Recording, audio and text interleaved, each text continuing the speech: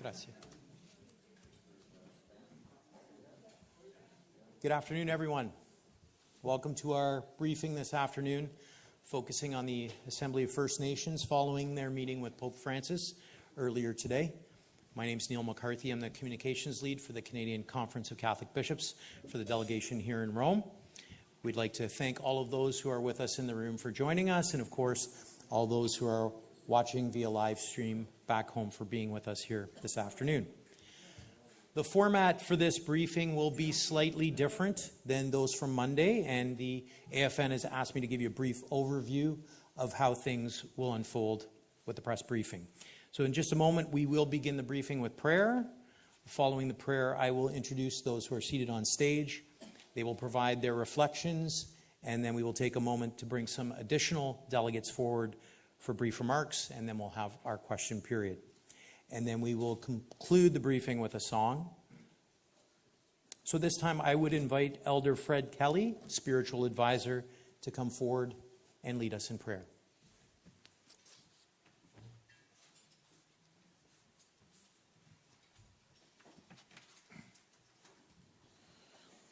We question to know Morgan it took. Je vois ça ma condition because Jean Dalton, I was just giving you my spiritual identity, our traditional people. That's all they need to know about me, and then they can determine what that means. Before I do the opening invocation, I would like to take the couple moments over here to congratulate the leaders who made their presentations so eloquently and so illuminating and illustrious.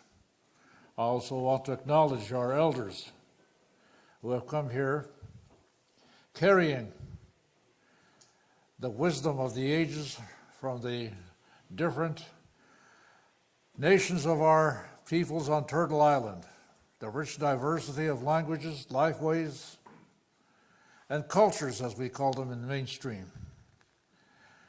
And it is appropriate that I also acknowledge the fact if we're in for truth and reconciliation. I do not make any political statements. I'm here as a spiritual advisor. But speaking about truth and reconciliation, I spoke to you in my original language, one that was suppressed for quite some time. I'm also thankful and gratitudinous of the opportunity to say my invocation to you in both languages, English and my own language, because that too was suppressed for quite some time. But I'm not going to go into any deep on that. I'm just keeping track, bearing in mind what the backdrop here says, walking toward healing and reconciliation. And so I shall now say my prayer. Gishemarito, migos sabagit niagama mida chamauji tiang. Jivegagi stagoziang oesa huma. Maige akinge yang oasa gai fonja ya otagoe anedgagi fotosuat. Oesa geget badorchaje menaji huichindiat. I offer my invocations, Great Spirit, to you to look kindly upon us on this happy occasion when our people, the beautiful people of Turtle Island, representing different cultures, different ways, to come and meet with the people whose ancestors sailed across the waters over which we flew. And as I mentioned to His Holiness this morning, the vision unfolded over his head, whereby the eagle that looks after our lands and our peoples met and flew together with the white dove that flew upon Christianity, and especially as noted by the Catholic Church. I respect all religions. I respect all spiritualities. So it is an honor to acknowledge the one Creator, to which there are many paths, but yet they all lead to that one. And so I acknowledge the Creator. Thank you very much for allowing us to be here with these beautiful people, the beautiful messages, the recipients of these messages, that they will spread the word in the four directions of our people, that it be heard in the four skies and the four earths, and that peace and reconciliation do in fact take place. My dear God, dear Creator, Kishemanito, Miigach.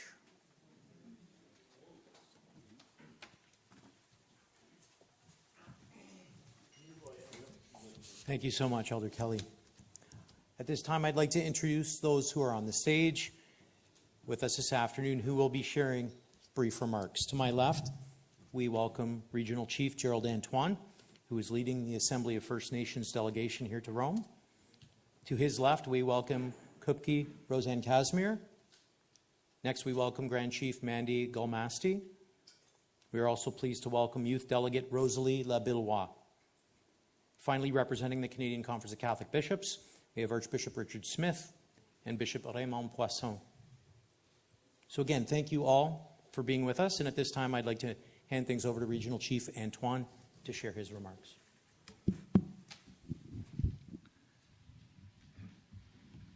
Masi, kamasi jo sanan aratane on. Katse jushun did I jushun say masi near the senator. Ka jo sheheda si shehea you down did I. Eji guy jo sete was a moon clouds at the go. Kai did I sendaz at the go. Da Eji masi near the senator.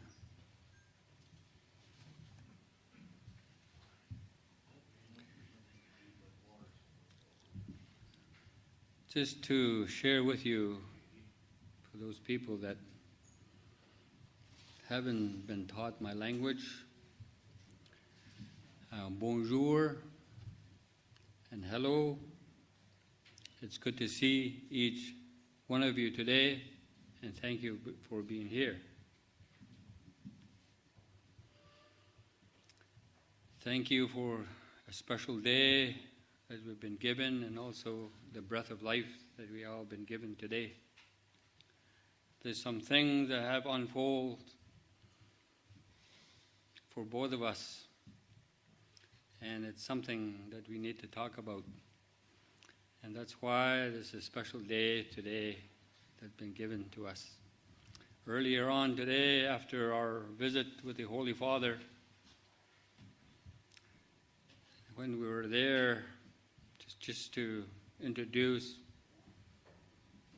the meeting between ourselves and the Holy Father, I explained and I illustrated a very special piece, a masterpiece. In the Sistine Chapel, there's a drawing right in the middle of the roof, and it's right in the ceiling up there, right in the middle. You have an image painting of two people putting their hand together like this. And what I saw there and how I feel today is that we're at that particular point. And it is the work of divine powers that allow us to be able to come together at this point to truthfully share a story from our own lens. And I'd like to thank the people over here to allow us to be able to visit and also to be able to talk to one of your representative, Pope Francis. So, as I've shared with you just briefly, I am Gerald Antoine, and my spirit name is Dena Tutsi Ewoendi, which means the man that calls a loon. I wanted to share some things with you just to begin opening our press conference. I have amazing people here with me, amazing members of my family here with me that will simply and also elegantly, preciously, sacredly share with you how they see things. The First Nation delegation that's sitting here with us and on the podium here would like to express our deepest gratitude to His Holiness, Pope Francis, and also the Canadian Council of Catholic Bishops that come from our home across the ocean, for supporting and facilitating our presence at this audience. It's a very special day. It is also a truly historical milestone in the journey of our original nation of families. And it's also a milestone for the journey of reconciliation which the Catholic Church is going to be journeying us on. We very much hope that these discussions will be the beginning of continued dialogue and partnership in which we can learn from the past and share our vision for a hopeful future. The people that I've been leading here, I am very, extremely proud of how they came with me and how they worked with me and also how they presented the messages to the Holy Father.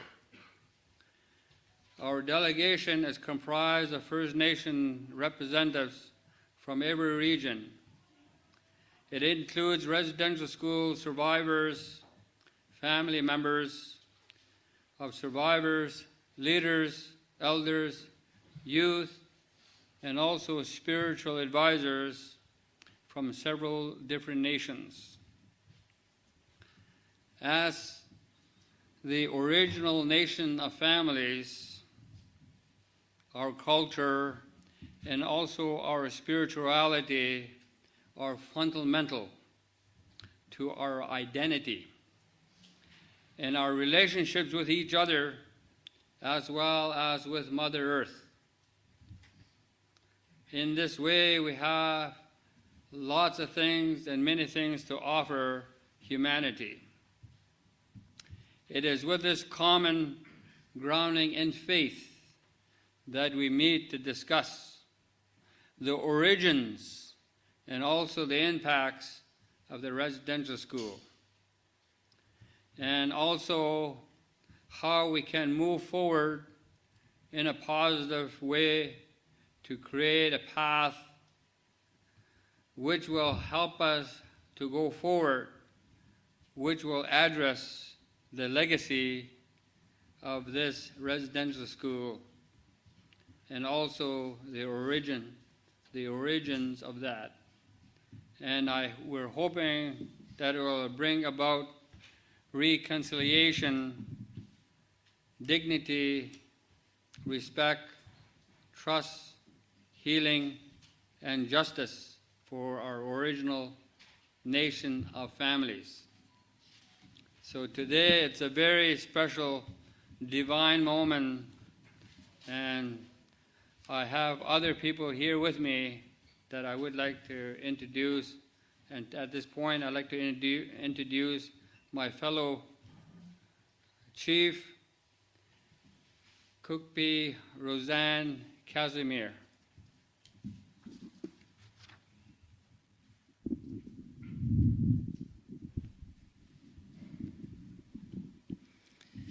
Thank you for the introduction, Regional Chief Antoine. Very much appreciated. So for over 100 years, our peoples have been dealing with the devastating impacts of residential school system. Generations of First Nations families have grappled with the lasting trauma of having their children taken away to institutions which strip them of their Indigenous identities, culture, language, and where many suffered severe forms of abuse. We cannot allow the trauma and abuse our peoples have suffered at residential schools to continue, to impact our future generations. We must chart a new and positive course based upon revitalization and reclamation of our identity, culture, laws, and spirituality. The United Nations General Assembly proclaimed the period 2022 to 2032 as the International Decade of the Indigenous Languages. So during the International Decade, global attention on the critical situation of many Indigenous languages will be raised at international, regional, and national levels, and resources will be mobilized for the preservation, the revitalization, and promotion of Indigenous languages. We urge the Catholic Church to acknowledge its role in residential schools and the loss of Indigenous languages, and to join us by actively supporting us with human and financial resources for the revitalization and promotion of our languages and culture as a foundation for reconciliation and healing. Since the first delegation's audience with Pope Benedict in 2009, significant progress has been made with respect to greater understanding of the legacy of residential schools and how Canada can rebuild the relationship with First Nations.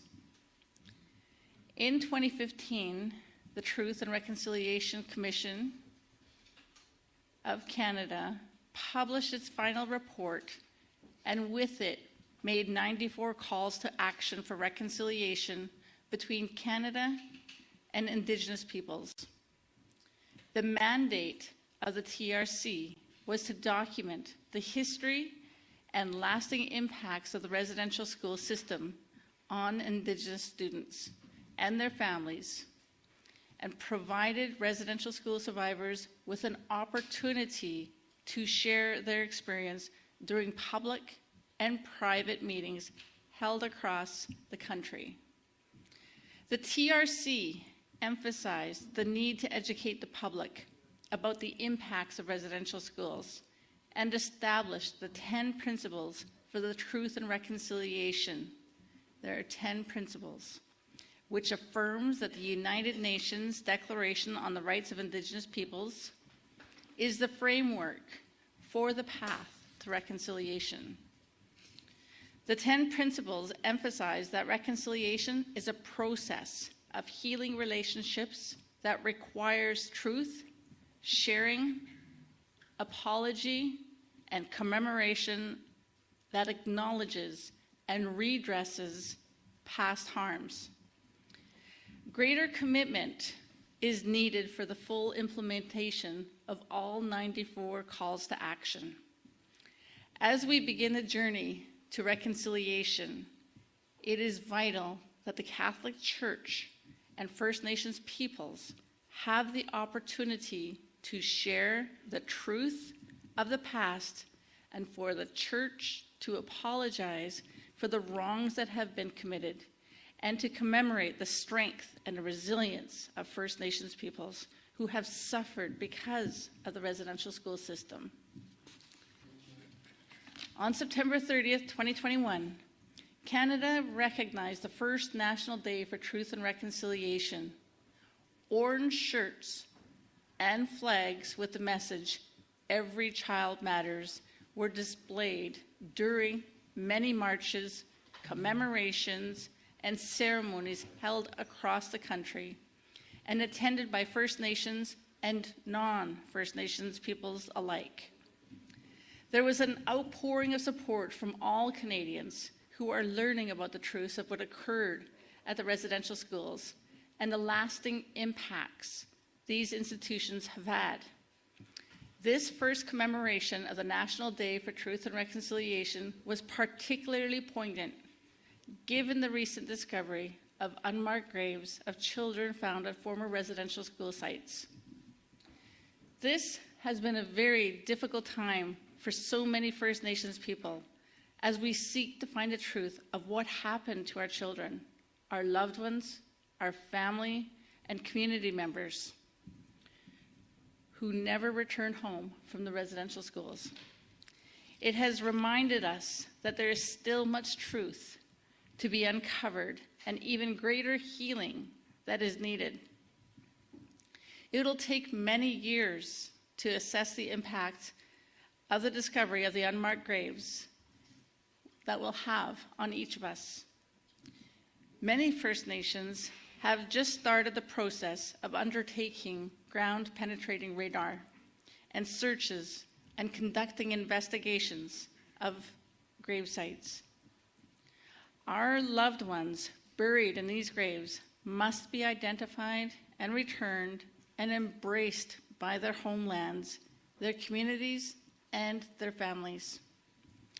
There is a significant role the Catholic Church can play in assisting in the return of our children by supporting the disclosure of records and documents in its possession. Access to all of the records and documents will help to identify our children and may bring closure and healing to the many families and communities whom for so long have grieved the loss of their loved ones without knowing the truth of what happened. As our communities continue to search for their loved ones, our peoples are re-experiencing the trauma that residential schools have been inflicted. There is an increased and urgent need for mental health and cultural support. It is imperative that the Catholic Church take responsibility, make amends, and help those who have been hurt by the legacy of residential schools. This necessarily includes making reparations. Redress is needed for individuals to address their own trauma in a positive and healing way. We respectfully ask that the Catholic Church support the path to healing by providing the appropriate redress and reparations to First Nations peoples. Every child matters. And now I will introduce Grand Chief Mandy Gull. Aguni Mandigal, Charles Marcan, Yus Sheet Nochin, Mishanu Wajema Diud. Thank you, Regional Chief. Thank you, Cookby. I would like to first take a moment to acknowledge one of our delegates who was not able to be with us today, Marlene Thomas from Prince Edward Island. We wish her well in her recovery. Unfortunately, Marlene fell ill. I'd also like to thank Bishop Smith and Bishop Poisson for joining us today.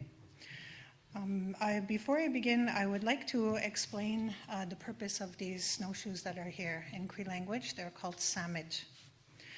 My youth Grand Chief traveled with these snowshoes to show that our culture and our language is still alive and still practiced.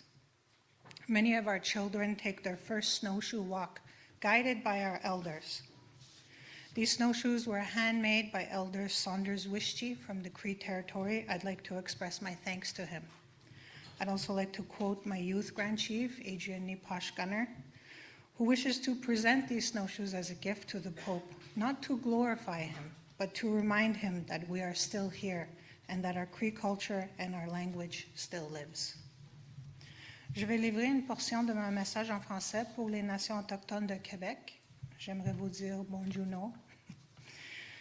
L'action 58 du Commission de vérité et réconciliation demande le pape de présenter une excuse aux survivants, leurs familles et leurs communautés pour les actions de l'Église catholique romaine dans leur rôle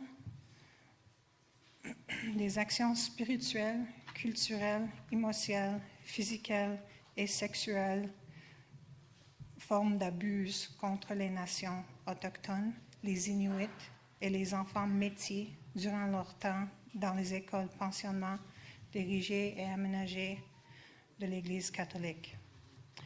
Many pensionnats et survivants ont dit qu'ils ont un désir d'écouter le pape Francis, d'offrir une excuse de la part de l'Église romaine catholique, une excuse qui est nécessaire pour notre guérison et de commencer sur une marche de réconciliation et de regarder la vérité de ce qui s'est passé dans ces écoles.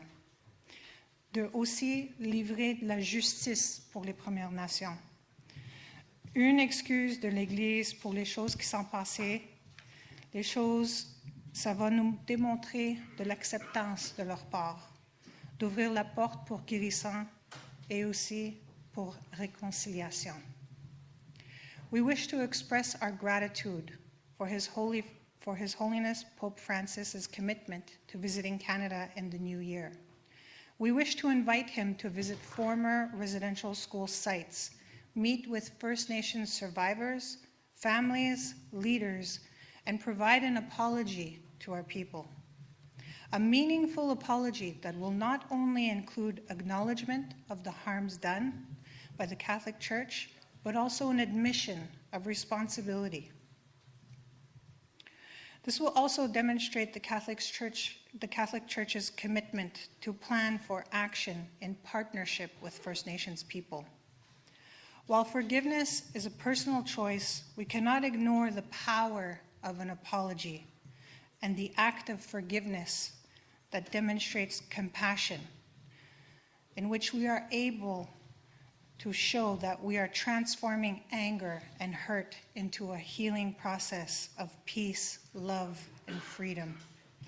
An apology is necessary to repair the relationship between First Nations people and the Catholic Church. We hope that the Catholic Church will support this process of transformation in its relationships with First Nations, and as a first step, offer the words of an apology so that many of our people can hear, "I am sorry." As First Nations people, we believe that we must work together to build a better world for our future generations. We think 7 generations ahead, and we wish to ensure that our actions will benefit our children's children. We envision a world where our communities have healed from trauma of the past and embrace the future with capacity and resources to overcome the many challenges that our people face. Our children and our youth, as emerging leaders, are truly our legacy to the world. We need the appropriate support to heal from intergenerational trauma created by residential schools. They need to take the necessary actions now to ensure that they will inherit a world which accepts their unique perspectives and embraces their distinct cultures, languages, and spirituality. Our children and youth must grow up in a society where their culture and Indigenous spirituality is not only tolerated, but embraced and uplifted by the same institutions that sought to eliminate them. To initiate this step forward, our delegation has presented the Holy Father with specific items. These included moccasins, a beaded brooch, an eagle feather, a black ash basket, literature, and a cradle board. Of significant importance is the cradle board.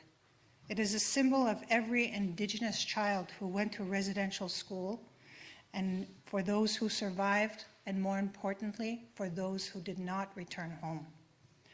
The Holy Father has now been tasked with the responsibility to care for this cradle board overnight and to reflect on the messages delivered by our delegates.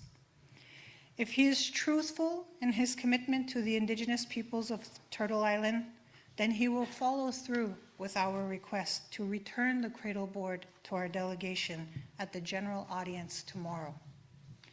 We stated to His Holiness, how you treat this cradle board will demonstrate how you treat our people in the future. By returning the cradle board to the delegation, he will demonstrate his commitment to our people. Miigwech. Thank you so much, Grand Chief, and thank you to Regional Chief Antoine and to Elder Fred Kelly and our spiritual advisors for always guiding us in a good way. I first off would like to acknowledge that I am an intergenerational survivor, and it was an immense honor to be here to accompany our former residential school students along their journey and to hear them speak their truths and to share their messages, and also to be here as a youth delegate, and also to thinking about our time here and our experience. I hope our message continues to echo back home on Turtle Island. Fundamental changes are needed for this to occur in a positive and meaningful way. The TRC called on all faith groups to repudiate the concepts used to justify European sovereignty over Indigenous lands and peoples. Respect for First Nations rights and obligations must be demonstrated through the denunciation and repudiation and the abolishment of all colonial edicts, such as the Papal Bull doctrines of superiority, including discovery and terra nullius.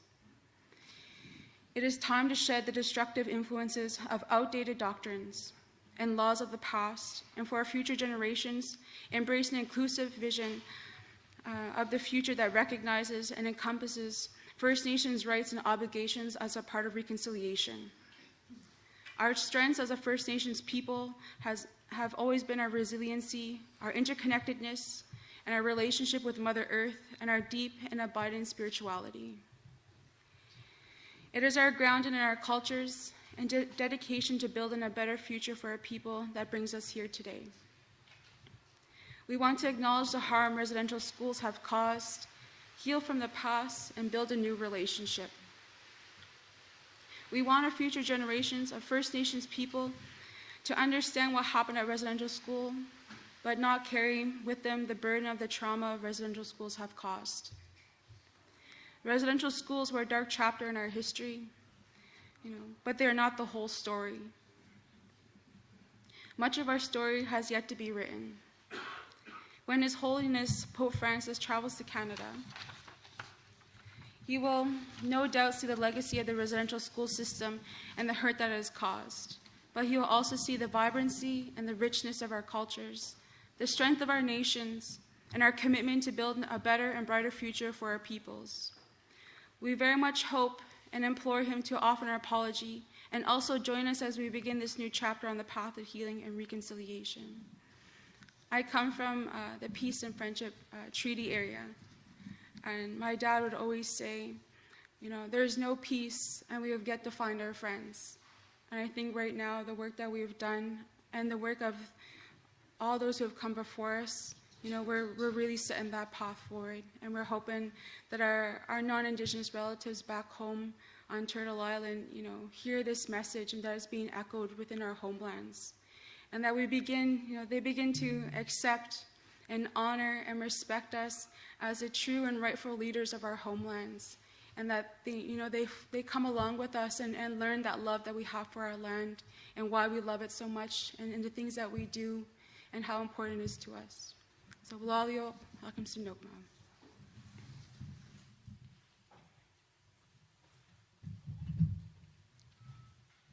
So I'm Archbishop Richard Smith, the Archbishop of Edmonton. Pleased to be here. Thank you for the invitation to join you at this press briefing. I don't want to take a whole lot of time because that's taking time away from yourselves and your testimonies, and I don't want to do that, but I will take this opportunity simply to offer just a brief reflection on my experience this morning as, I would say, a privileged witness to an historic moment. I'm part of a small group of bishops, together with Bishop Poisson. I've been working together with our Indigenous partners for quite a few years now to get ready for this event. And it has been an honor to be able to facilitate what has taken place this morning and finally to see it actually happen. I'm full of respect for the delegates that came forward after obviously having taken a great deal of time to prepare for this moment and to witness how you came to meet the Holy Father deeply aware of the heavy responsibility that has been entrusted to you by your people to speak and to share with the Holy Father what you felt needed to be said. It was a forthright presentation, a truthful one, and I would say a respectful one. And it was a privilege and a blessing and an honor for me to be participant in that. I would also want to say that I was deeply moved by the response of the Holy Father. It's clear that he listened deeply. It's clear that he wanted this encounter to happen. And it's clear that he himself was profoundly moved by what he heard. And at the end of the day, or at the end of the session, he shared that, look, I've listened to this, I've heard this, it has touched me deeply. And now, as had been requested, he's going to be praying and pondering deeply through the rest of this day and into this evening in preparation for the encounter tomorrow. So thank you for the partnership. Thank you for inviting us into your lives. Thank you for helping us really, and welcoming us to be partners with you on this journey. And I can assure you that I and my brother bishops do want to journey with you. Thank you.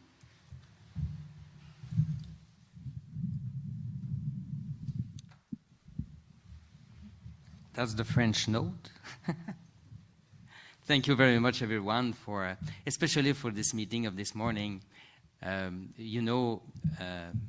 We took time this morning. There's no stress with the agenda.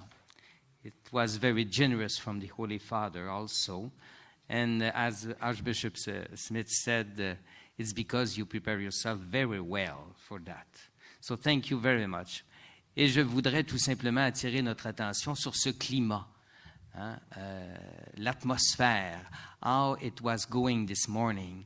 D'abord, la prière, comme nous venons de faire d'ailleurs.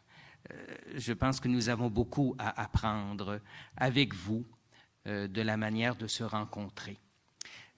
A prayer together to begin a meeting, that's a spirit between us, different spirit, and it's not the usual way in our modern world, if I can say that. So, deux gestes qui ont été posés qui, il me semble, ce matin se répondaient et qui donnent bien le ton du climat que nous avions.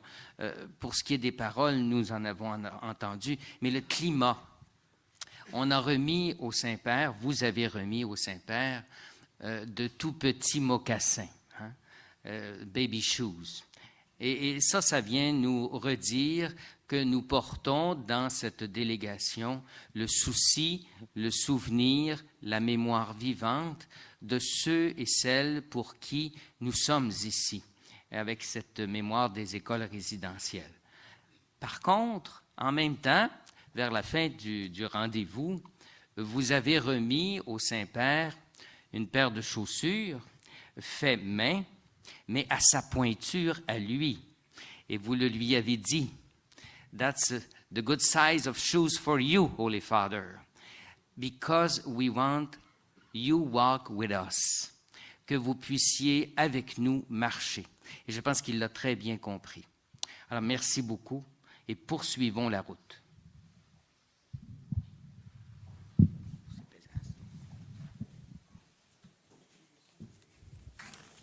Thank you to all of our speakers for their very thoughtful and heartfelt words. We very much appreciate that. We are going to do a little bit of a switch over with some of the seating, and we will invite 3 additional delegates to join us on stage for the next portion of our program. We are going to be welcoming Phil Fontaine, Dr. Wilton Littlechild, and spiritual advisor Elder Fred Kelly. So we'd invite them to come to the podium as we just switch up the seats here.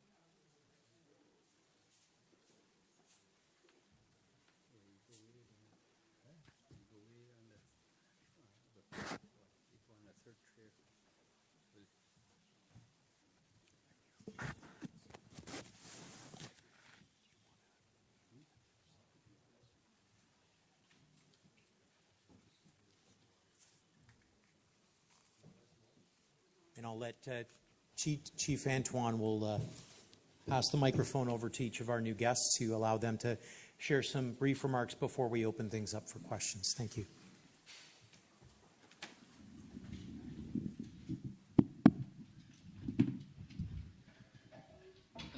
Masi. I'd like to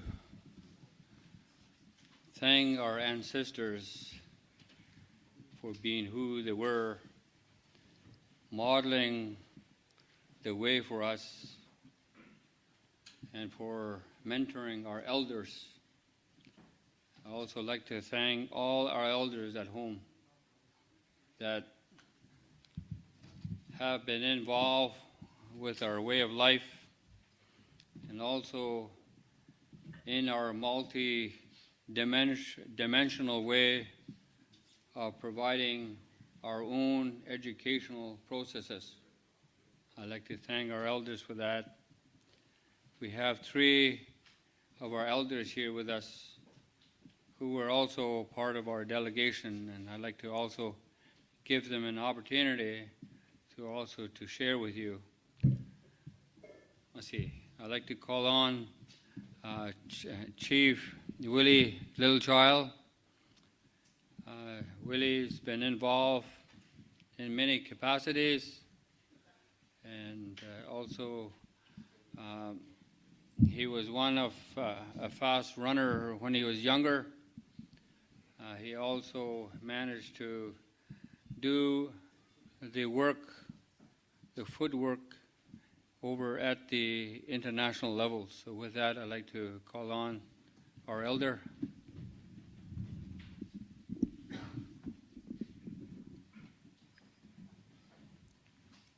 Thank you. Thank you very much, Nigan. Kakyo tatamskad now, asemina pego. En alas kumtago ngetuan. Ikinto atsihta Tan salma getsina awiyak kamaskamit utoa simsa eisi usikohit. Tan salma getsina awiyak eha wasiut eutnit wakumagana Ugawipana, Utawipana. Tan salma getsina awiyak eisosikohit, kamaskamit, otoa simsa. Maga moipego eikintau ntoa tsihtaak euganma. Kiko an maste eki totamik apsis ngatoten. Mai kant nohte on sigas on mas kotsi sikohtse.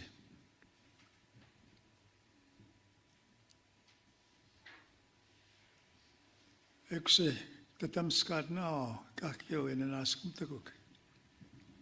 I bring you greetings in my language to reflect on a couple of thoughts that came to mind with this. And it's about a bundle of rights that came to mind as I was listening. You see, for 40 plus years now, I've been on this walk to Rome. First, as a young lawyer working on the United Nations Declaration on the Rights of Indigenous Peoples for 27 years. 8 of those years was us arguing with states for the recognition of our people as human beings. It took us 8 years to get the UN to agree that indeed indigenous peoples are human beings. And I remember going home and I used to report to the elders after every journey to Geneva or New York at the UN to report back to them. And it was always a ceremony before we left and a ceremony when we came back. And I remember telling the elders, yes, I just came back from Geneva and New York. We're still trying to get a recognition as human beings. And the old man said, well, what are we then? Are we a herd of elk, deer? What are we then if we're not human beings? I know why they don't want to recognize us as human beings, he said. And this is old man, he didn't go to law school. He said, if they recognize us as human beings, they're going to have to admit we have human rights. And he hit it right on the head. So another time, I sat back and I thought, that was the longest debated declaration in UN history. Why did it take that long? And I remember one meeting where we were starting to argue among each other, and one of the delegates made an observation. I didn't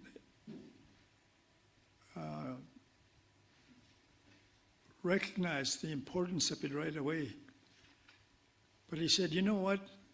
We've been sitting here arguing among ourselves, and I think I know why. We didn't begin our meeting with a prayer. So they said, Willie, you go see the chairperson and ask them if they can allow us to open a meeting with a prayer. You see, the United Nations works with bundles of rights. There are 2 international conventions: economic, social, and cultural rights, and civil and political rights. 5 sets of rights in 2 bundles. So I went to old man and I said, I've been asked to ask you if you could honor us with an opening prayer. And he said, I'm very humbled that you would ask me. But I want you, before I do it, listen very, very carefully to the sound of my voice. Listen very, very carefully at the words that I'm going to use. Because I am the last living member in my nation who speaks our language. So he began, when he was given the floor, to pray.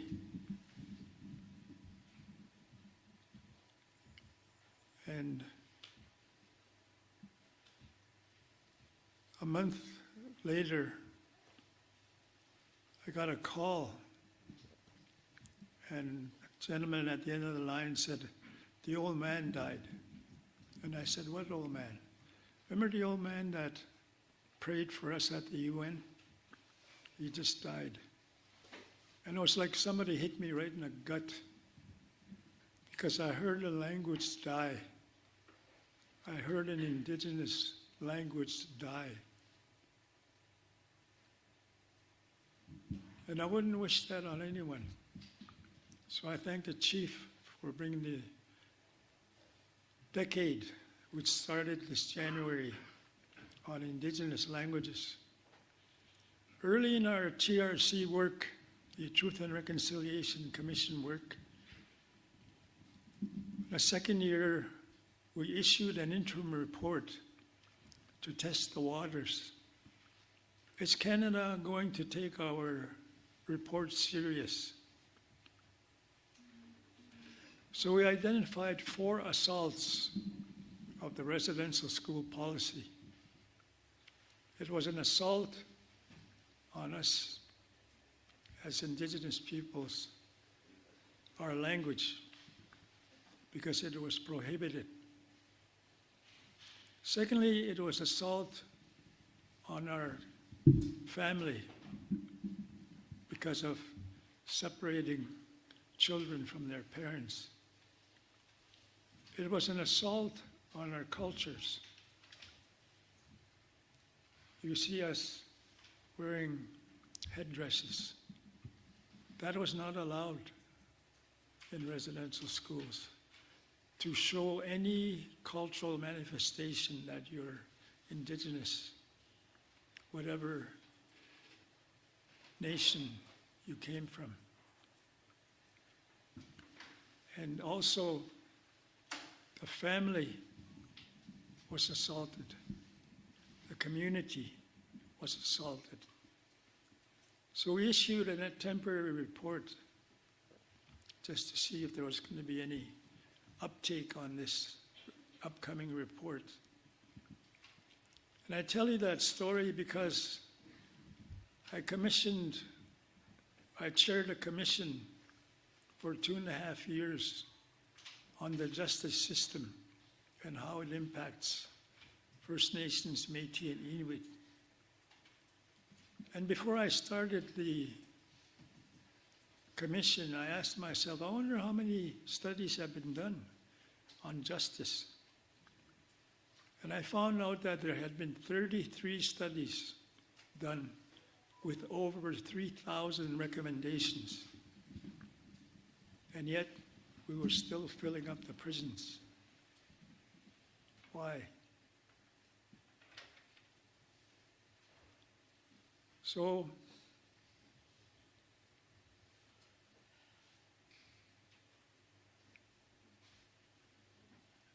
during one of the meetings of the 3 of us, I said, let's be bold. Let's think bold. When I went to ask the chairperson if we could open a meeting with a prayer, he said to me, Mr. Littlechild, you know we don't pray at the United Nations. And I said, well, it's actually just an invocation. It's a thanksgiving. And just as someone said yesterday, God works in mysterious ways. 4 elders had brought their drum to the UN. So I went back to the meeting, and I said, we can open a meeting with a prayer. The elders were really happy they brought their drums. And by the way, she said, how long is this going to take? You have 3 minutes. And the elders were really happy. They came in and they were singing a prayer song. And she poked me on the elbow. It's already 7 minutes. How long are they going to take? And I said, well, they're elders. We have to respect them and let them finish. So she did. And the story concludes with a new right for humankind. Because the day after, the United Nations started talking about spirituality. And indeed, they decided on a new right, a 6th right, that the human being has a right to spirituality. And that's what our elders brought to the humankind.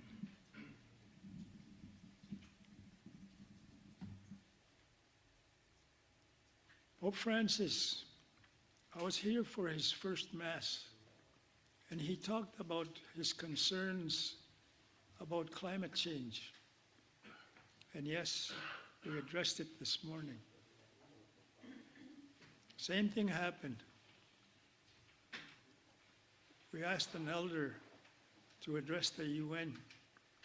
And you can imagine a room of nearly 200 world leaders, ambassadors, prime ministers, presidents. And the old man got up to speak, and he said, "Who among you is going to argue for my brother, the fish that swims in the waters? Who among you is going to argue for my brother, the bird that flies in the skies? Who among you is going to argue for my brother and sister, the four-legged, that dies so that we can live? Who among you is going to speak for clean air and clean water?" Well, guess what happened?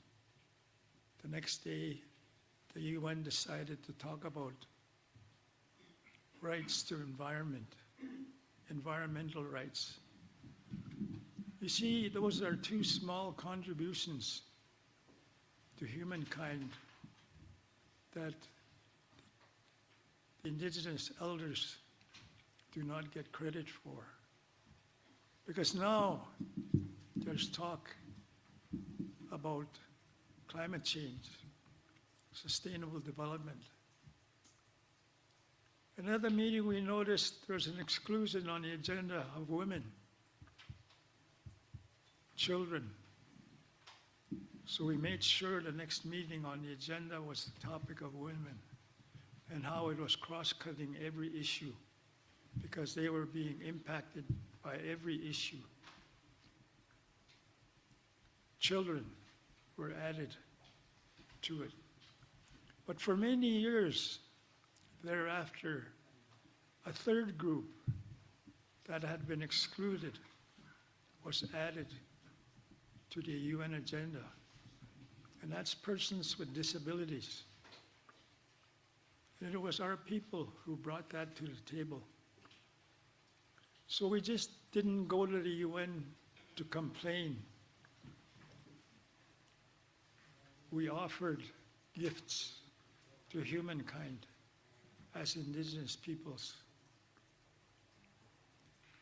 So when the issue of concluding our Truth and Reconciliation report came, we asked each other, the three of us, Justice Sinclair, Dr. Wilson, what were the 10 main teachings that we discovered over the last 6 years at that time, after 7,000 testimonies?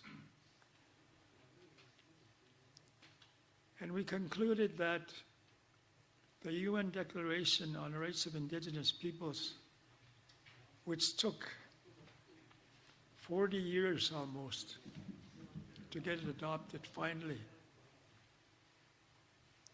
to be the first principle for reconciliation. So I share a little bit of history with you because this has been a long walk to Rome. But finally, after many, many, many years, thank you to former National Chief Phil Fontaine and others who worked, Ken Young, I see. Kathleen, I saw last night. Ted, I saw him last night and this morning. People like that who blazed the trail. And the message was, go where there's no path and leave a trail for someone else. And that's what they have done. Elder Fred did that all week for us by saying prayer, invocation, exercising a new right for humankind called prayer, spirituality. And the cradle for this morning that was challenged, in a sense, challenging, I will say.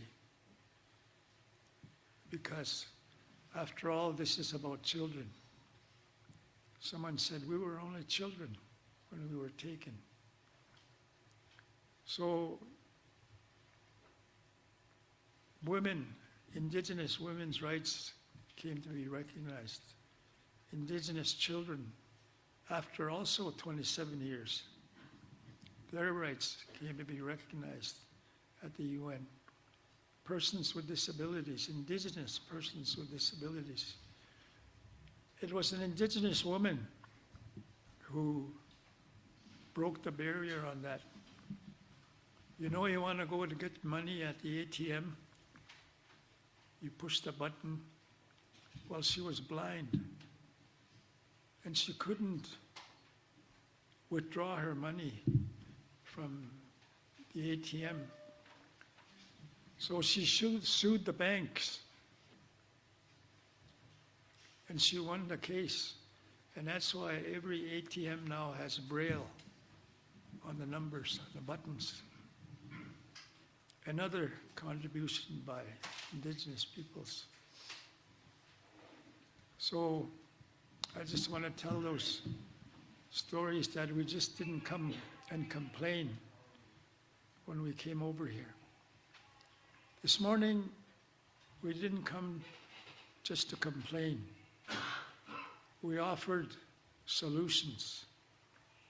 We offered solutions for consideration by the Council of Bishops and His Holiness, Pope Francis.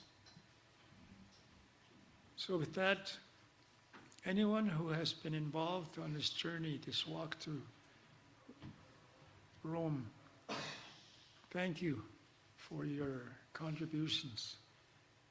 Thank you very much for the work that you did, the support that you gave, because it's been not just a one-way street.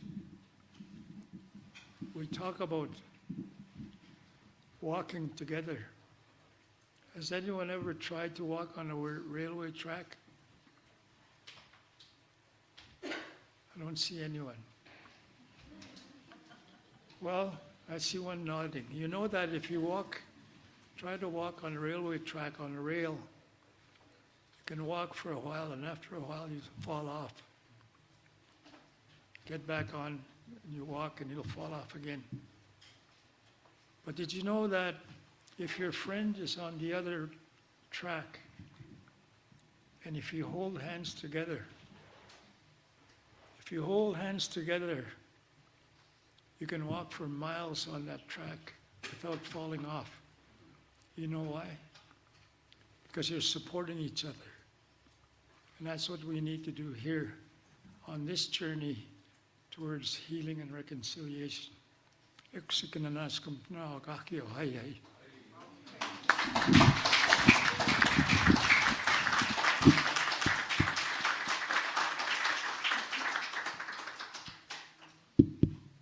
I must say, earlier in my remark, I had mentioned to you that we have a lot to offer, and I'd like to thank our elder to also providing evidence of these opportunities that he may not have heard of or may not have realized.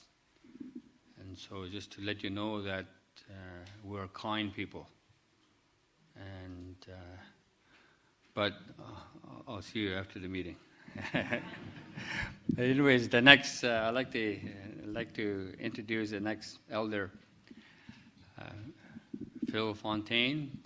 He had been one of our leaders for many years, and just recently he had been our former then national chief.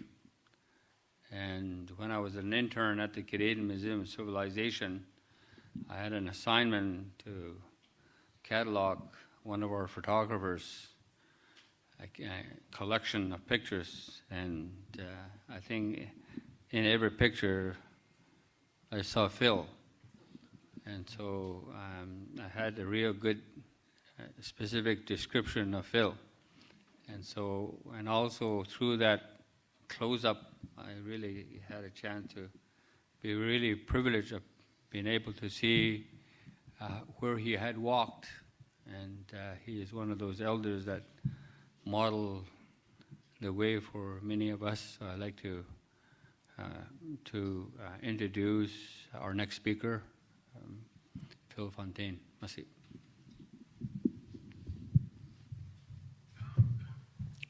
Thank you, Regional Chief. Thank you, Dr. Littlechild. There isn't much I can add to Chief Littlechild's presentation. My goodness. He covered a lot of territory, and the best I can do here is to concur with the lessons that he taught us this afternoon. They arise from his work with the United Nations and then as Commissioner of the Truth and Reconciliation Commission. Both outcomes were simply outstanding. The first, of course, had to do with the United Nations Declaration on the Rights of Indigenous Peoples, and then the 94 calls to action. Both are roadmaps for our people. And the maze before us, and that's what it is, in terms of securing our rights. We quite often need a map to take us from one point to the other. And the work that Chief Littlechild and Justice Sinclair and Dr. Marie Wilson, and then all of the many others that worked and supported the Chief in his work at the United Nations have provided us a way forward. And part of that, of course, is what transpired this morning at our encounter with the Holy Father. I was asked about my impressions or feelings about the meeting. I think it gave me a real sense of optimism that we're on the verge of finally turning the corner on this issue that befuddled so many in the past. And we heard the Holy Father say to us very clearly, the Church is with you. And that's an incredibly important statement, because the next thing we will hear is, I am sorry. I'm absolutely convinced of that. And I don't know if it'll be that direct, the apology. And I'm also convinced that this very important moment in the lives of our people will take place on Canadian soil. And when Archbishop Gagnon was asked about that, his response was, very soon, before winter. And so before winter, of course, comes fall and the summer. I'm convinced it'll be the summer. And so that makes me extremely happy. Thank you.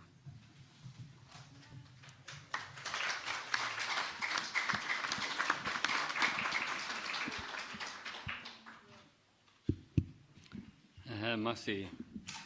As I looked further in those collection of photographs, I also noticed there were other people that were in these collections.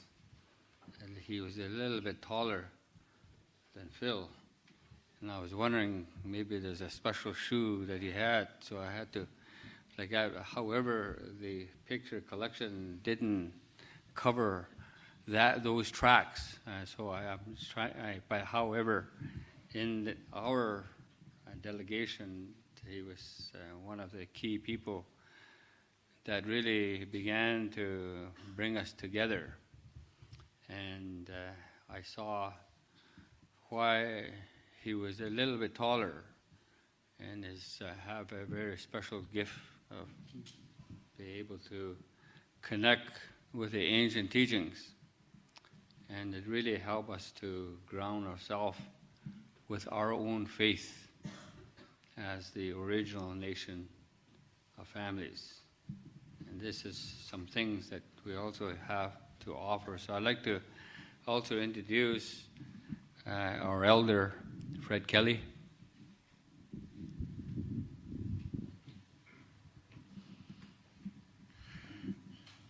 Miigwech Regional Chief,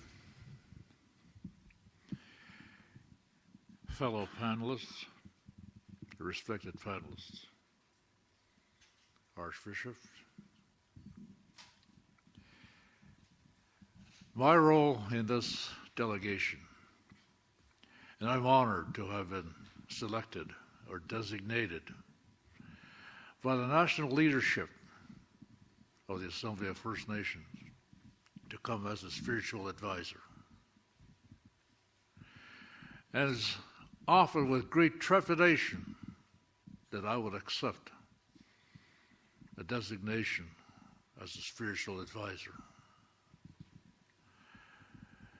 Because the truth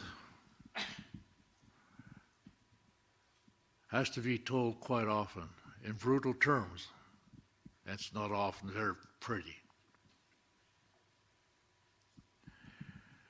For a person such as myself, weak as I am, I carry a lot of inherent resentment, but yet I fight with that every day. Why? Because I feel I have not done enough. My whole life has been spent fighting for fairness, justice, equality of our people. Reconciliation must fight systemic racism.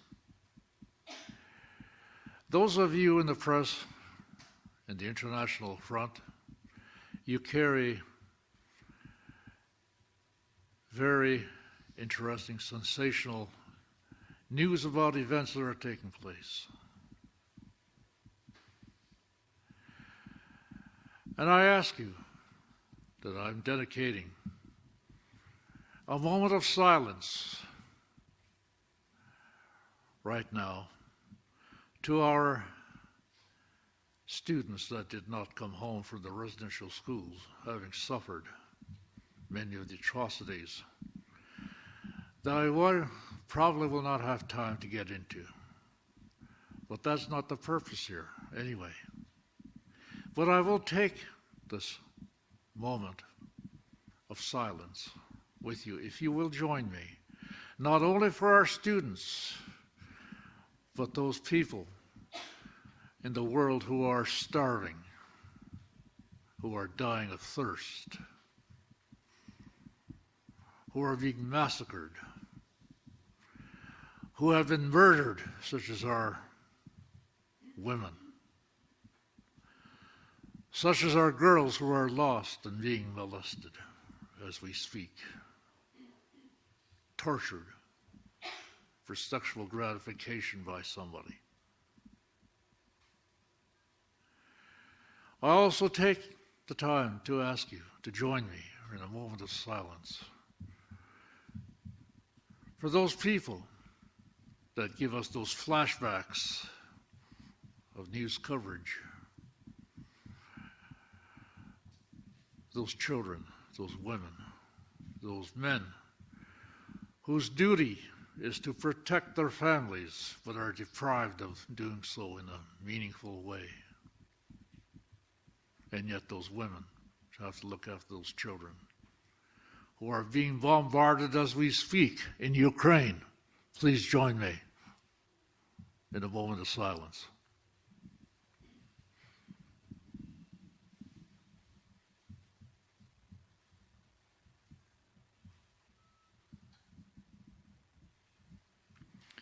Miigwech, thank you.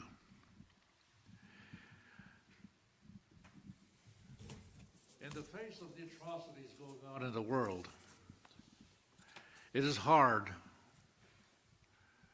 to talk about reconciliation.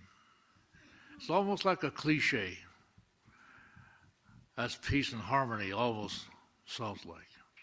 And if I sound bitter, that's because truth is not always pretty.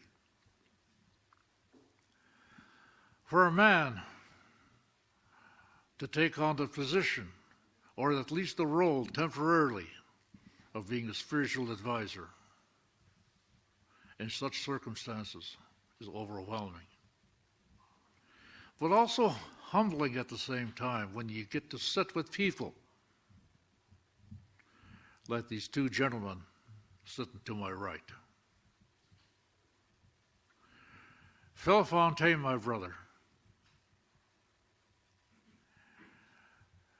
who in my opinion is one of the most humblest human beings that I have ever met, and yet has done such great work towards justice. And he invited me to participate with him and sit with him, with his now partner, Kathleen Mahoney, who's also with you. Brilliant human beings.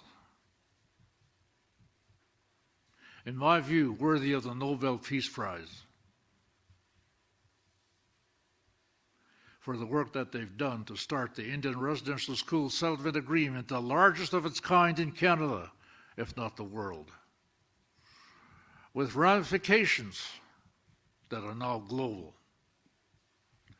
We find that the new Secretary of the Interior in the United States, Secretary Howland, the first Indigenous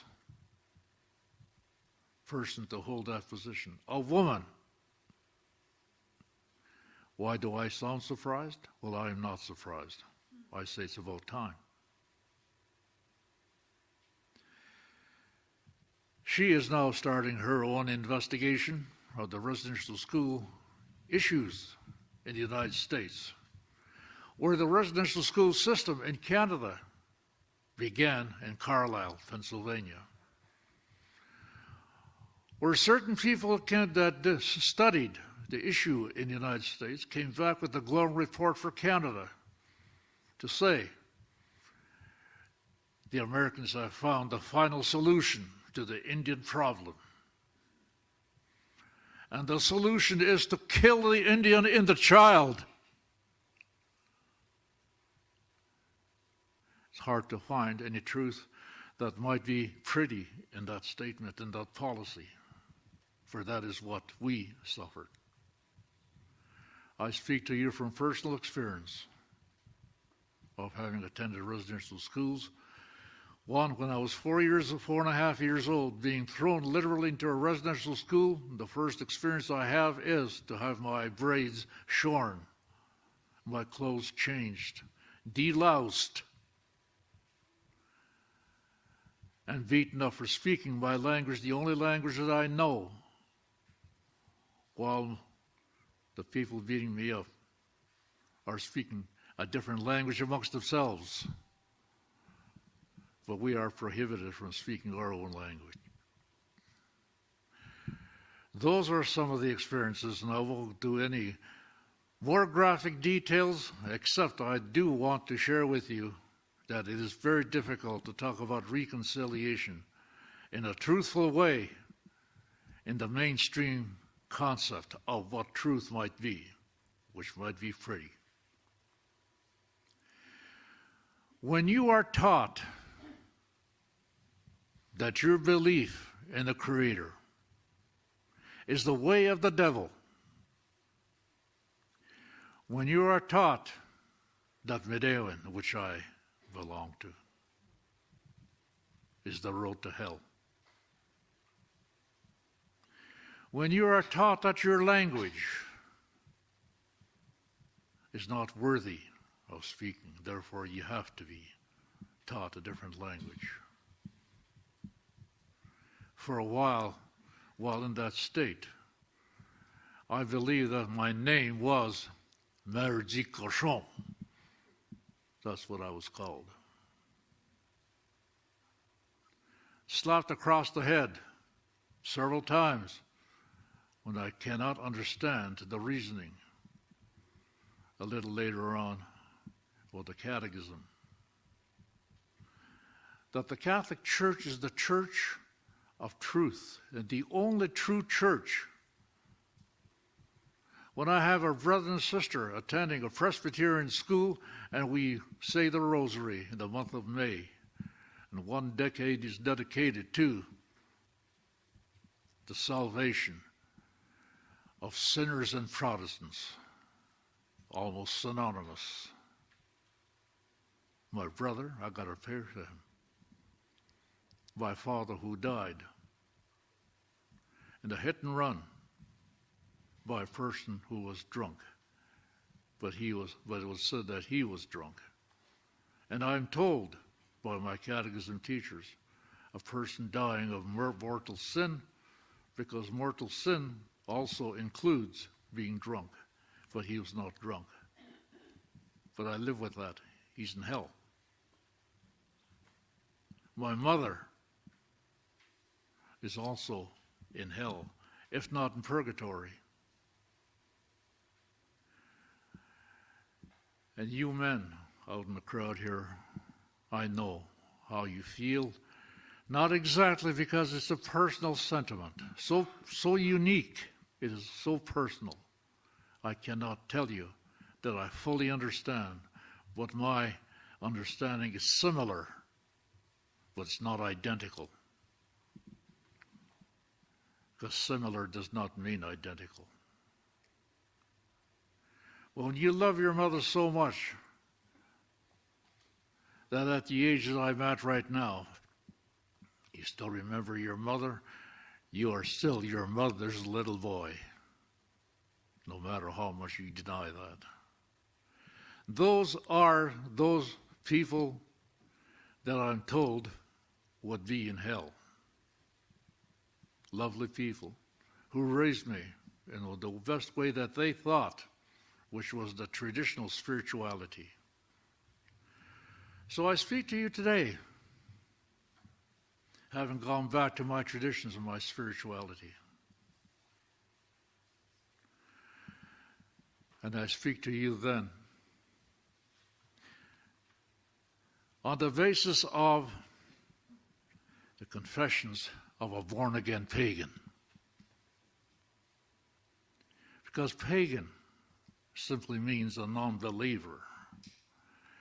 And for a long time I did not believe in any God who would be so cruel as to send me to hell for one moment of a mistake. I'm being taught that. And I will tell you that that is not the truth. The God I return to, the God that I love and adore, is a kind one, all forgiving. Despite your mistakes, still accepts you. It's amazing that I would be accepted back by somebody. That's how I came to hate myself. Ashamed that I was Indian, in brackets, because I am not. And one of these systemic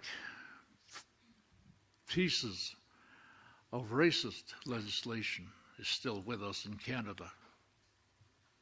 It's called the Indian Act. Apartheid in South Africa was based on the Indian Act and the reserve system. Apartheid is gone now in South Africa. In Canada, we still have it. which controls our lives, which makes us prisoners of institutions. And when that didn't work, started to hurt our parents for not having their children in school until 1927, when it became an illegal matter, when my religion, my spirituality, my spiritual practices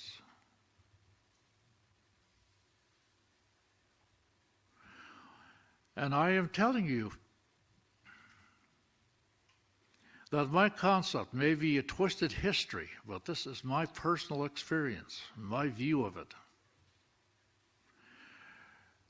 I speak of the indigenous apocalypse, and the four horsemen of the indigenous apocalypse is the missionary, the Indian agent, the policeman,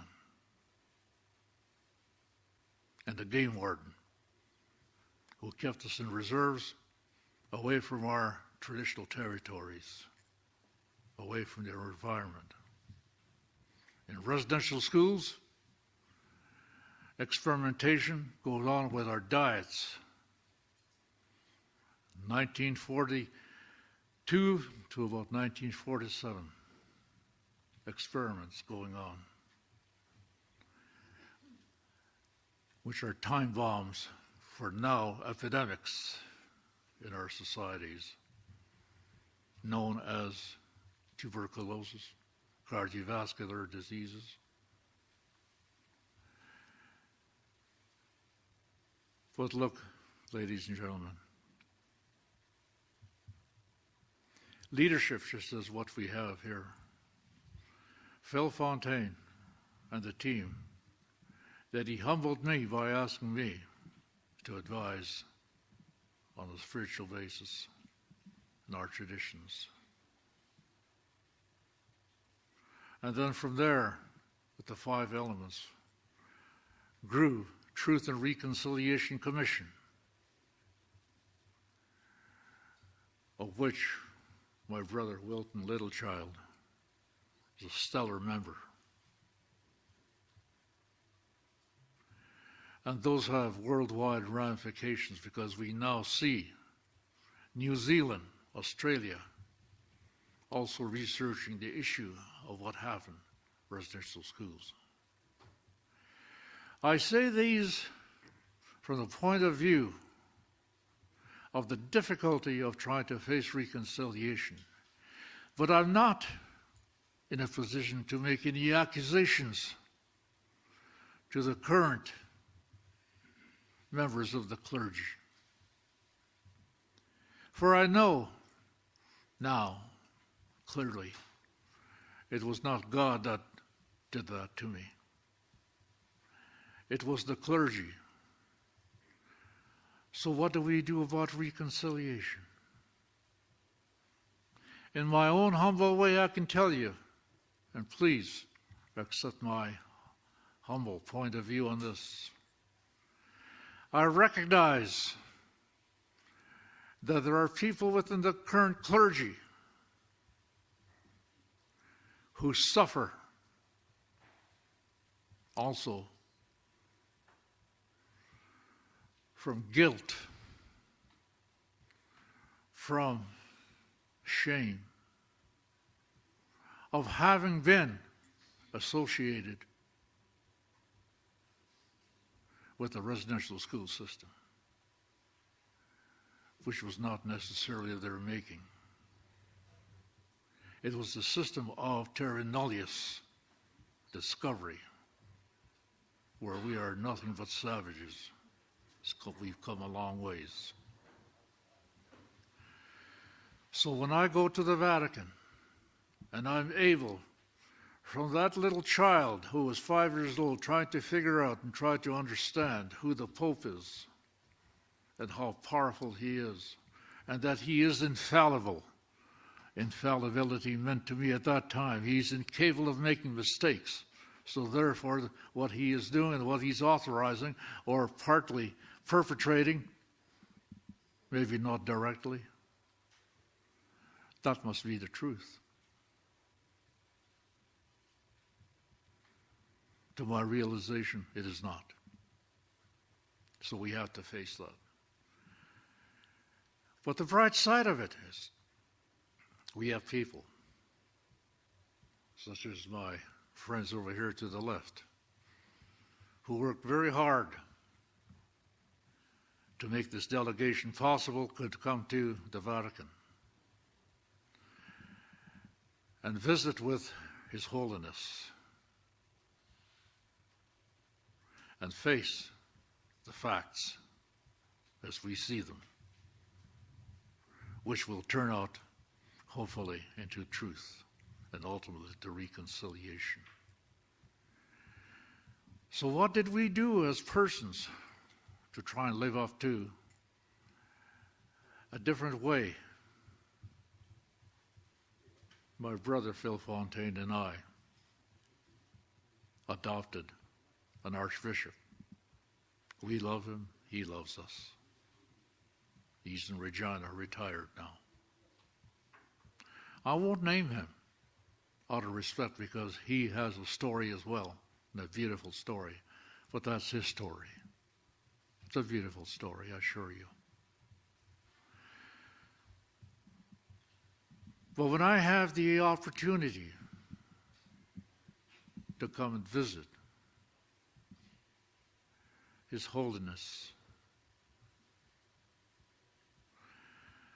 and I ask my dear friend, Archbishop Smith, is it possible for me to light my pipe in his presence? I know I don't need permission to do my own spirituality, but out of respect for the premises in which I'm in, I ask. If it's part of your invocation, yes.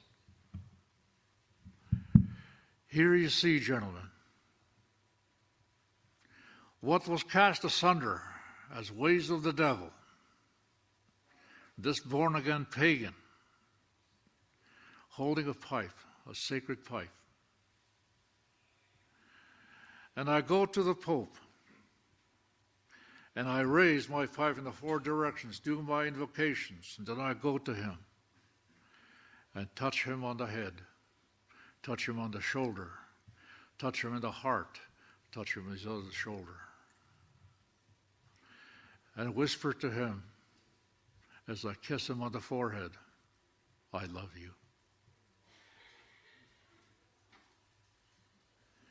That is an honorable experience, to be able to tell another human being that you love that man.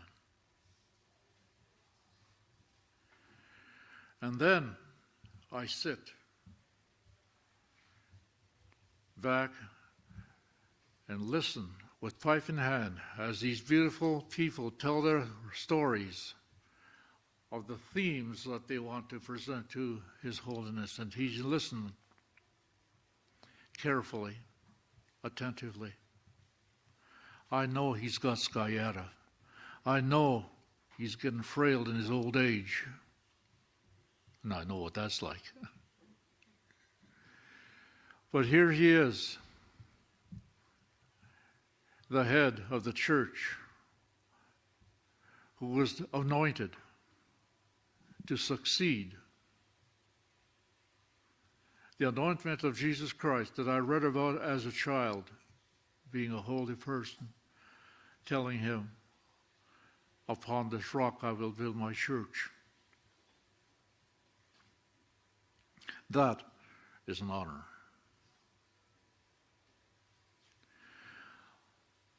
The question is not whether I believe in those stories. No more would I expect many of other orientations to believe in the stories that I tell in my spirituality. But nevertheless, they are the belief systems. They constitute my spirituality. And that's where I'm coming from. And I said in my invocation, I respect all spiritualities, all religions, for there's only one God, as each and every one of you understands that God.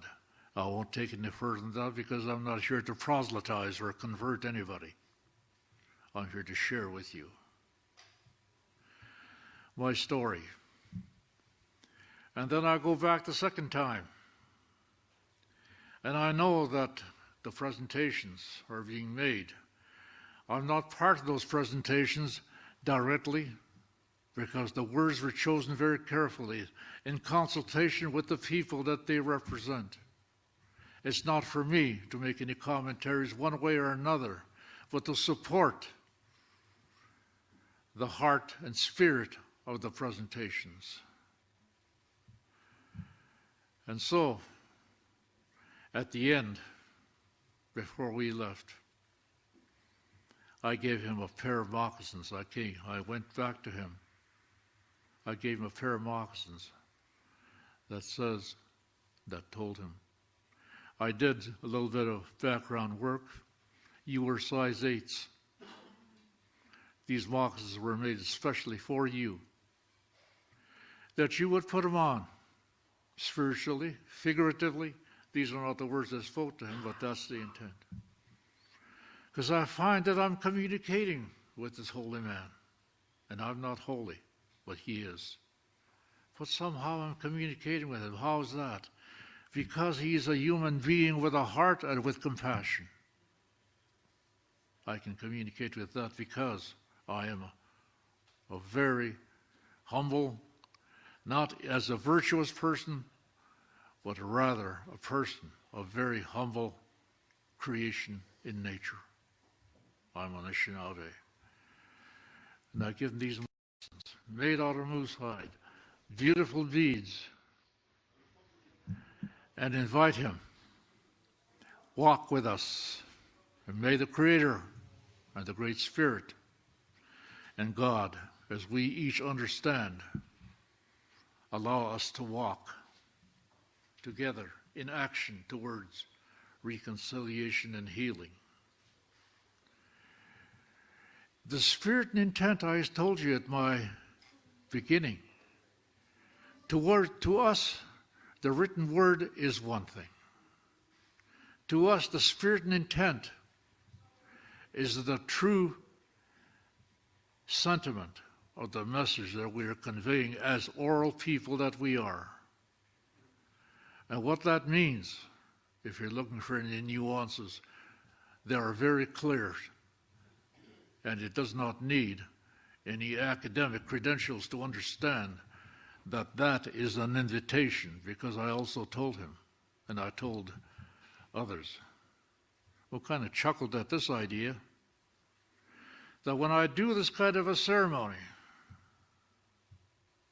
we do it in the form of a feast.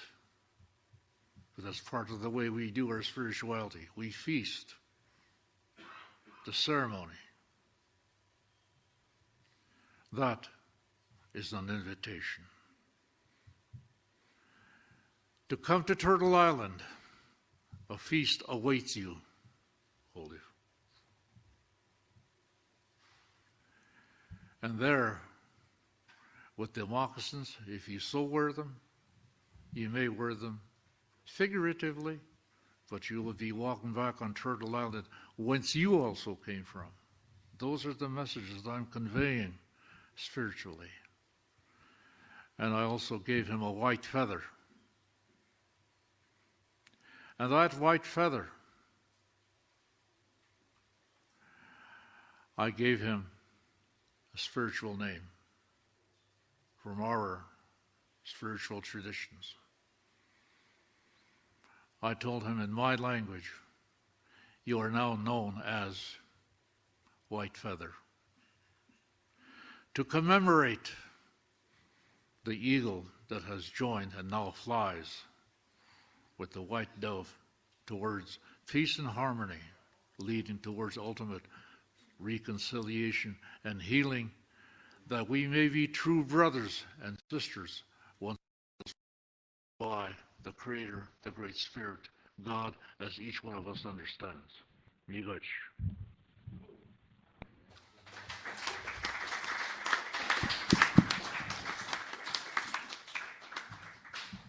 I must say, we come here as a family. We also shared as a family, and you've also experienced our family gatherings.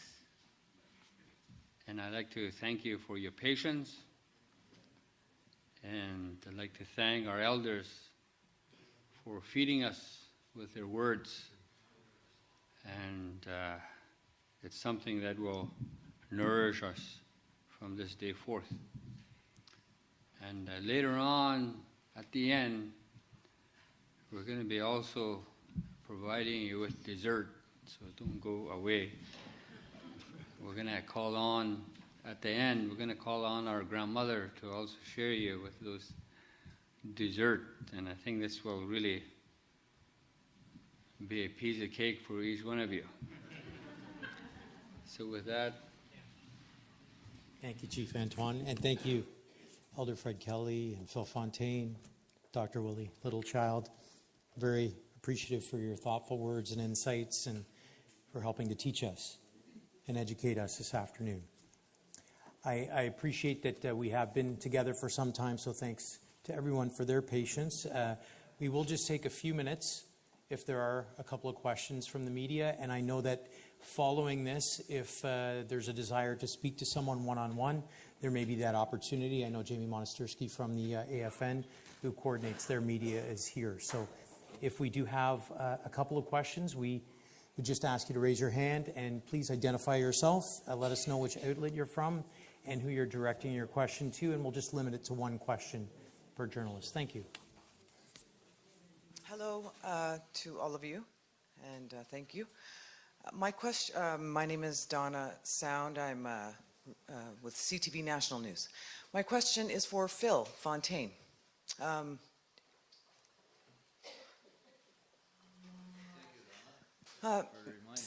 Phil, okay, this is your second meeting, second Pope. You said that you're convinced that an apology will follow. What makes you so convinced that this one will give an official apology? And why? Yeah, why? I just think the time is right. The world has been watching us for some time now, and the eyes of the world were upon all of us here this past week, and in large part because of what transpired in Kamloops with the discovery of the 215 unmarked graves. It shocked Canada out of its complacency with respect to the residential school issue. The news of the discovery went worldwide. And I was convinced at that point that the church had nowhere else to go in terms of moving forward with us than to do as it had been requested to do over and over again by various people, including our Prime Minister in 2017.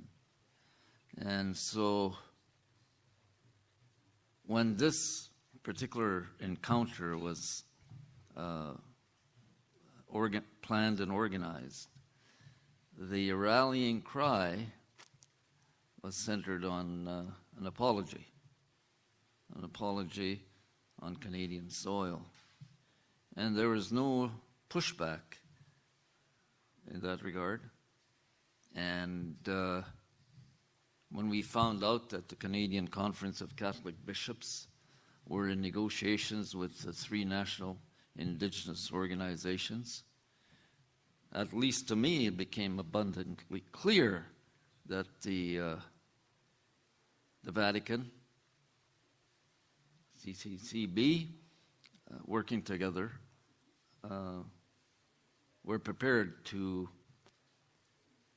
apologize through, of course, the Holy Father. And so that's where this matter stands now. We've presented our case, as was noted, eloquently and persuasively. And so the next step in this, we know the Pope, the Holy Father, is going to reflect on what he heard today and the previous two presentations. Reflect on all that he heard, and he's going to come back to us tomorrow. And he's not going to make a declaration. I'm going to Canada in July, and I'm going to go apologize in Winnipeg, though that would be ideal for me, right? Come to Canada, come to Winnipeg, apologize there. And Fred as well, right? So the signs are all in front of us, as far as I'm concerned, that the apology will come. And as I noted, as Archbishop Gagnon said, before wintertime. And so I would expect that sometime this summer we will be paid a visit by the Holy Father, and he'll come to Canada to apologize. If that doesn't happen, I think I'll just stay in redneck country. Because then I'd be a complete fool, and I would be lying to people I care about. But I'm not a fool, and I don't intend on lying on this issue. Donna? Long-winded answer to a short question. Sorry. Yes, over here. If I may interject. Sorry. If the Pope, in fact, does come to Winnipeg, where I also happen to live, having visited Italy, where we're being fed with pasta and pasta and pasta, as I was promised, yes. My disappointment with Italy and its pasta is there's no Pizza Hut here. In Winnipeg, we have lots of them. Yeah. Over, yeah, to the left, Erica, first, actually. Sorry, we just acknowledged it. We'll come back to you after. Just, yep, right here. I'm Martin Himmel from TV Ontario. I wanted to address this question to Fred Kelly. You talk very strongly about reconciliation and the need for it and how to approach it. Is there reconciliation? Is there a need for accountability and justice, maybe justice to bring to account perpetrators who are still alive? Was this in any way raised or as a factor in your idea of reconciliation?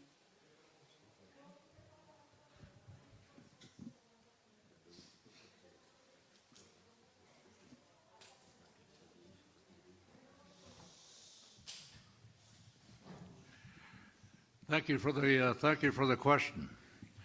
There's you gave me a hole there, which is I call an elusive hole,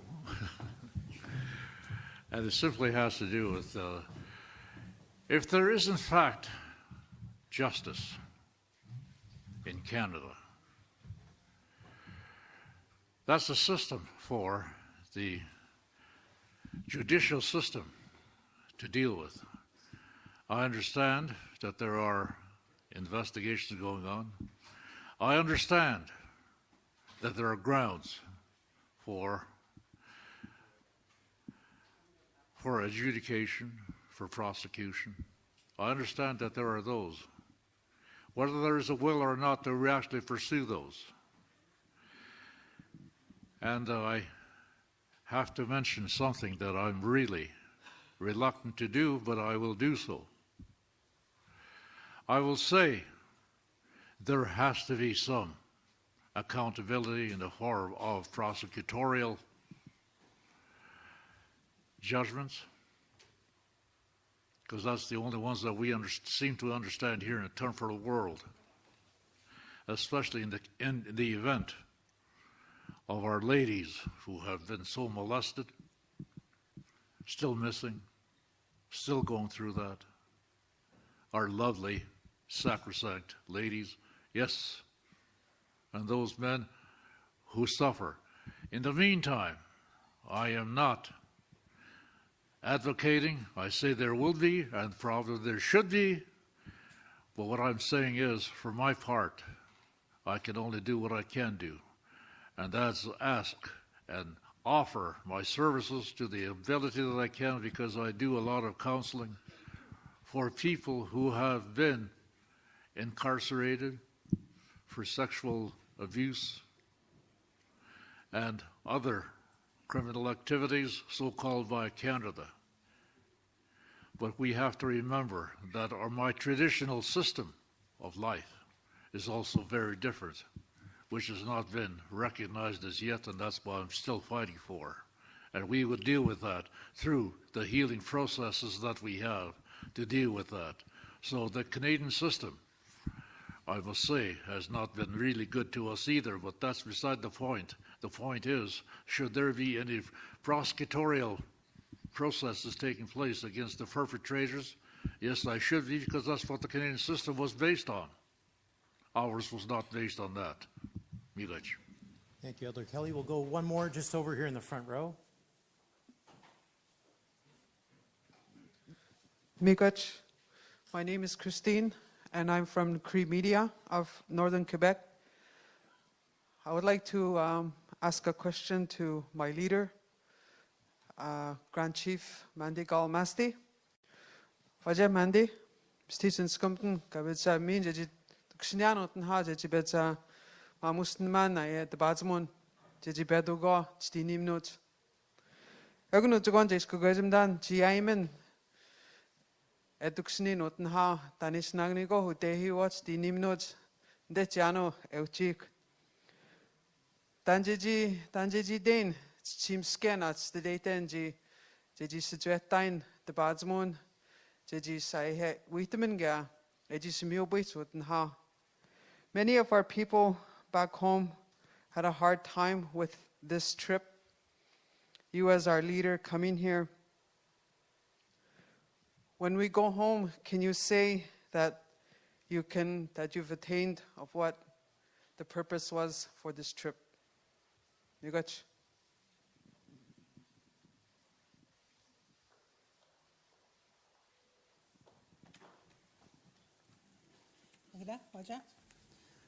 Just come Christine, just come to the Jedi note and how, and no Tangas, Kayak Janos, Badsam note, Diamono. O Jiaman Ganga Jidana Jiduxnik and how, Mshe Jibertot Gaujij, and that's Kakoj Goyo, Oyoga. Asku Giane Magno, Asku de Magno de Ganashe, Emil Shetgao Hay, Nano, but Mshe and Jibeji the good Dabaje Tenan, Ego, Tiat, Niaso, Guich Hanan, Pastwajid. Gabeto Gayamet and Cho Yim Headsmau, Chidutakam Basoyo. Nashejit Staxed. Ejin sit stuck. Archio ejiwidu dagoik tiano eo jotenhau Canada. Neske ejiwitak ewaptak eske mutadaik tiano iuitun neske enoktaik esat staik isti. Jiwitum ge ashenstunak in Canada ejabetstat colonialism ejiwikashi hak tantenhau ishnak shakjo. Neske jiwitum emustat getwi Majitmon, as you waptak neo esprit. Jiwitum get which gabustad no.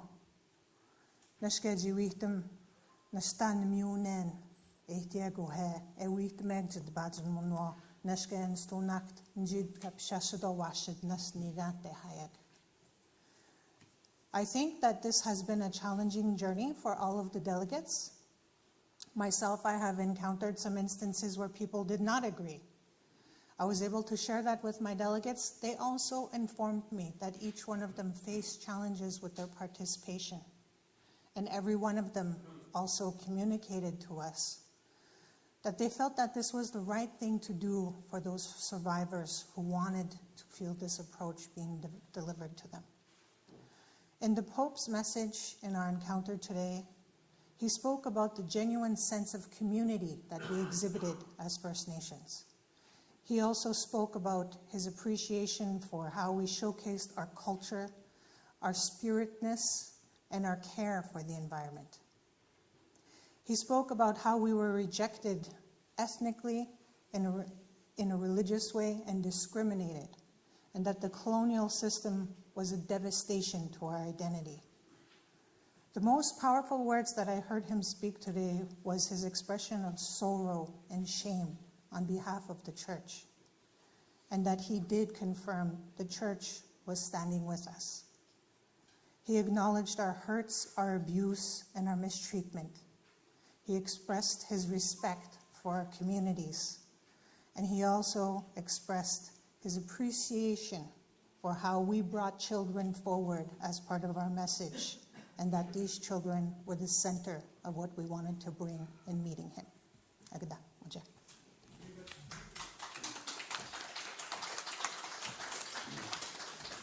Before we wrap it up with a song, I'll just hand it over to Chief Anton.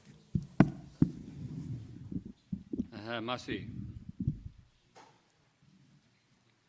I'd like to thank the delegations that assisted in terms of sharing with you what our mission was, and also the way that each of us contributed in supporting each other to simply share those messages with His Holy Father. Today, we spoke the truth. The story of the settler state and the way in which it asserted itself here at the expense of us and our families. Although the story shines light on some dark truth, it is not intended to feed fear nor to create a sense of panic. However, it is presented to you so you can see the truth. This has been our truth. The residential school system was a program designed and implemented by the state and church and police services that utilize a destructive and vicious legal framework to implement this plan to forcibly remove our children from our homes, our nation, and ultimately from our lands and territories. The very people responsible for protecting citizens in society work together to harm our most vulnerable. Is this a crime? Is this needs to be accountable for? The Indian residential school system was designed to destroy our culture, to kill the Indian in the child. Today, we spoke the truth. Despite our collective grief and pain, there comes hope for change. I'd like to thank our ancestors, our elders, our mums and our dads, our grandpas, uncles and aunts, for modeling and also being consistent in sharing their teachings, and also really advocating the importance of our existence, sharing with us two main priorities. The first priority was with the land. The next priority has three things. The first thing is the relationship with the land. That's why we call ourselves who we are. The second one is the relationship to coordinate ourselves inside.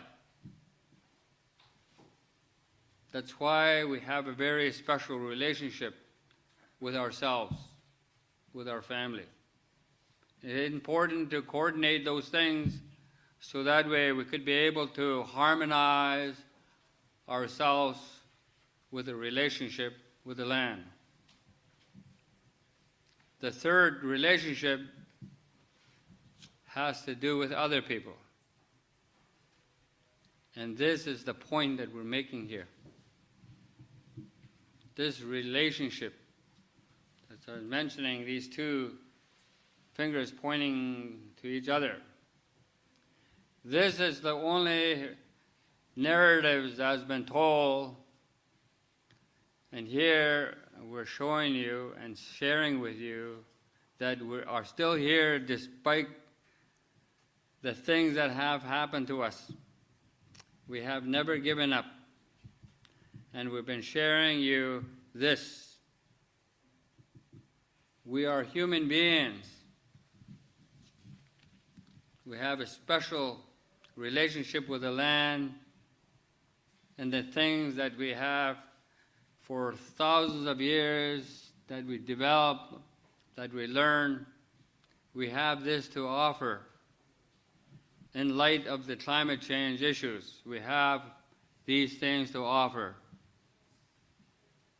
The second thing that I wanted to share with you is that this change will bring justice and accountability for our lost and stolen little ones and their families.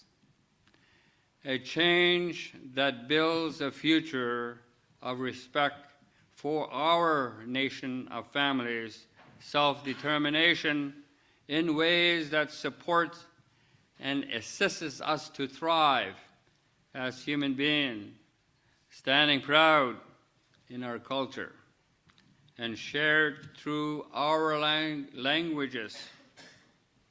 As you can see that despite these things that happen to us, we've also learned other languages.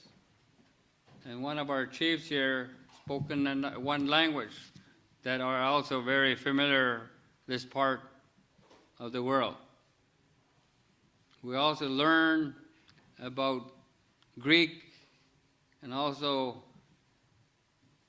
Latin. The word for genocide, the G-E-N-O-S, is a Greek word. It has to make reference to nations, like our nations. The C-I-D-E is not a Greek word, but it's a Latin word. And it talks about killing. This is what genocide means. We have first-hand experience of this. And that's why we're here, to tell you the truth. A change, so we need a change that builds a future of respect for our nation of families. This work requires full participation. Our culture, the way of life, is very inclusive. We will not be leaving you out. You're not going to be an afterthought or an add-on. You're going to be full participation. And it needs the full participation from all parties. And certainly, from what I learned in Rome, that it will not happen overnight. However, it must start now. We hope that this visit and a subsequent reciprocal visit from the Holy Father on our home territories, where, and we're looking forward to fully host the Holy Father.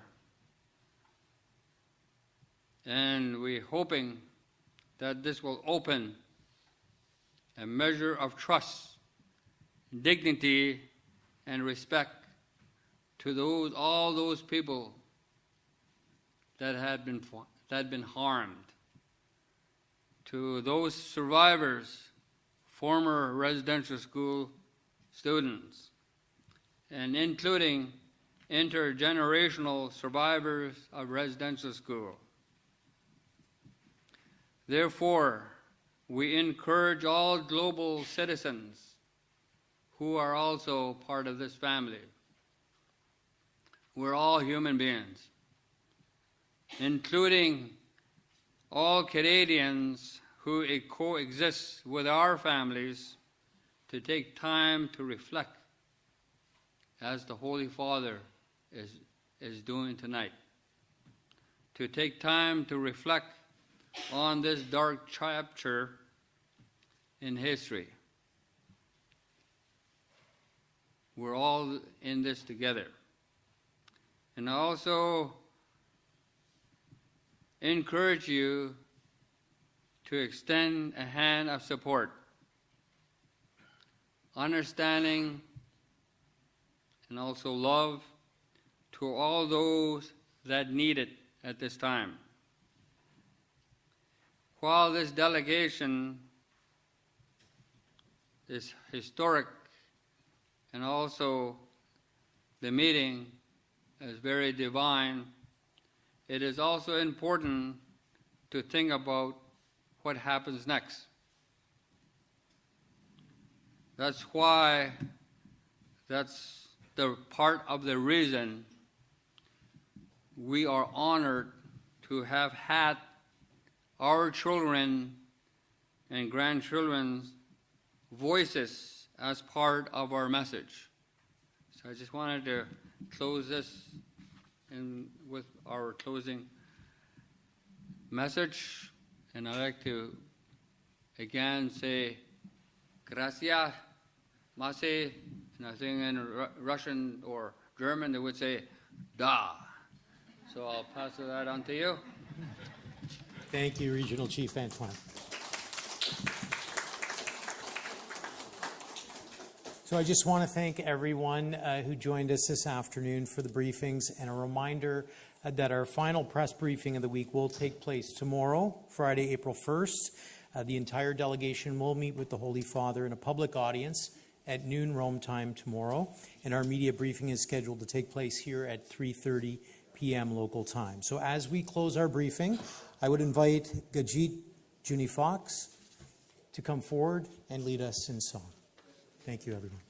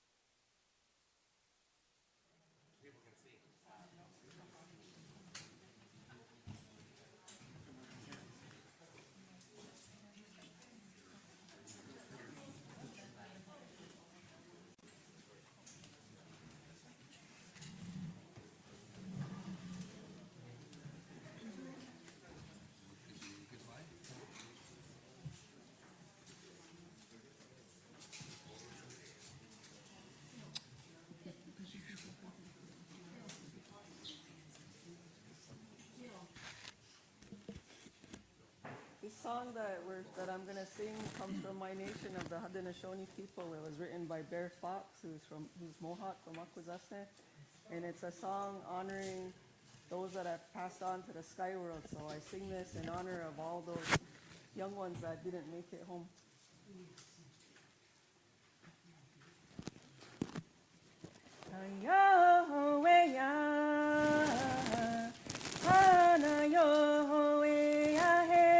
Yo ha yo ho we ya, ana yo ho we ya he. Ha yo ho we ya, ana yo ho we ya, yo ho we ya. Ana yo ho we ya he, skani go la. De wa do dano yeti ye ya la. Nehelona dohetsto. Deetinu alados. Nehaguegos ganas ganagaha. Negalo yagelono. Yo ha yo wea. Hana yo wea skanagaha. Negalo yagelono. Let's put our minds together as one and remember those who have passed on to the sky world. Their life duties are complete. They are living peacefully in the sky world. In the sky world, they will never be forgotten. No more pain, no more suffering in the sky world. In the sky world.